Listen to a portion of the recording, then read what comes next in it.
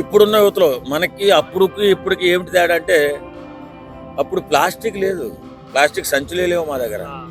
మేము చిన్నపిల్లలుగా ఒక 5-10 సంవత్సరాలు ఉన్నప్పుడు ప్లాస్టిక్ అంటే ఎలా ఉంటుందో కూడా తెలియదు. అంటే ఆ సంచులు, ఆ కవర్లో, బ్యాగులు అనేది ఏమి ఉండేవి కాదు. కావాల్సిన కాడ మామూలు సంచి ఉండేది, క్లాస్ సంచి ఉండేది. క్లాస్ సంచిలో తెచ్చుకుని పెట్టుకుని అవే అద్భుతంగా వాడుకుని లోగిళ్ళు ఉంటుండేవి.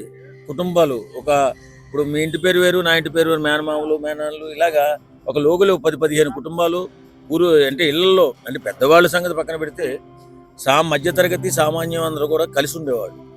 నా చిన్నప్పుడు మా మేనమామలు అంతా కలిసి మా చుట్టుపక్కల ఒక 10-15 ఇళ్ళు ఉండే, ఏదన్నా సందర్భం వస్తే అందరూ కలిసి ఆనందంగా పండగ చేసుకోవడం, చాలా హ్యాపీగా, ఎలాంటి కల్మషం లేకుండా ఎక్కడైతే భోంచేసామో అక్కడే పడుకునే విధానం అప్పుడు ఉండేది.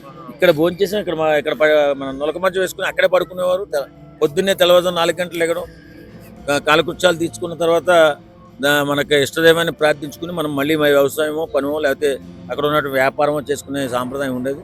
ఇప్పుడు 10 గంటల తర్వాత వ్యాపారాలన్నీ మొదలవుతాయి. కాబట్టి అప్పటికి ఇప్పటికీ చాలా తేడా ఉంది. ఆరోగ్య విషయంలోనే తేడా ఉంది. ఇప్పుడు సడన్గా ఒక మనిషి అనారోగ్యానికి గురైతే ఆడి జీవితమే కుదేలైపోతుంది.